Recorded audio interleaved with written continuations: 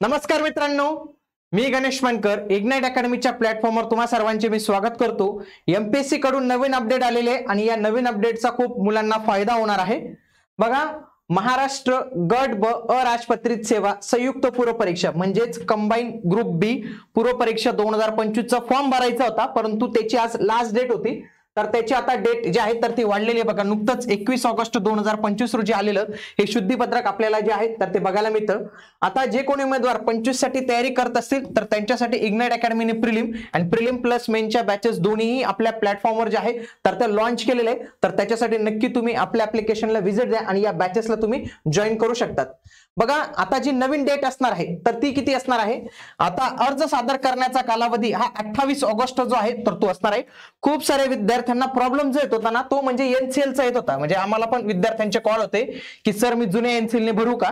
तर त्यांना एकच सल्ला दिला होता की आज भरून द्या आणि जर नाहीच आज डेट वाढली तर तुम्ही काय करा की ऍप्लिकेशन कॅन्सल करून तो पुन्हा भरू शकतात। आता ज्या कोणी उमेदवारांनी जुन्या एनसीएल ने भरला असेल म्हणजे जे एनसीएल मार्च 2025 पर्यंत व्हॅलिड होतं आणि त्याच्यानंतर ते व्हॅलिड नाही आहे म्हणजे व्हॅलिड नसलेलं, तर त्यांनी काय करायचंय, त्यांनी भरलं असेल तर त्यांनी ऍप्लिकेशन कॅन्सल करून पुन्हा नवीन ऍप्लिकेशन करून जे 2025-26 या वर्षासाठी व्हॅलिड असेल तर ते एनसीएल लावायचं आहे।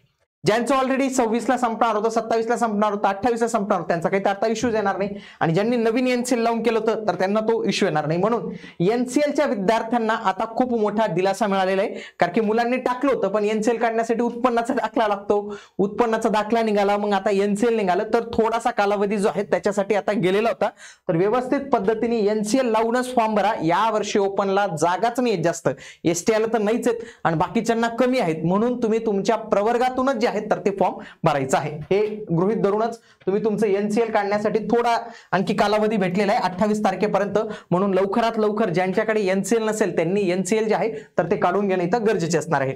त्यासोबतच परीक्षेला अप्लाय करता येतं आणि परीक्षा शुल्क बघा स्टेट बँकेद्वारे हे 30 ऑगस्ट पर्यंत जे आहेत तर ते देखील तुम्ही इथं भरू शकतात, ते देखील इथं माहिती सांगितले। बाकी पदांमध्ये कुठल्याही गोष्टींमध्ये काहीही गोष्टी ज्या आहेत तर त्या त्यांनी इथं चेंजेस जे आहेत तर ते केलेले नाही आहेत। ओके, भेटूया पुढील व्हिडिओमध्ये, तोपर्यंत जय हिंद, जय महाराष्ट्र, धन्यवाद।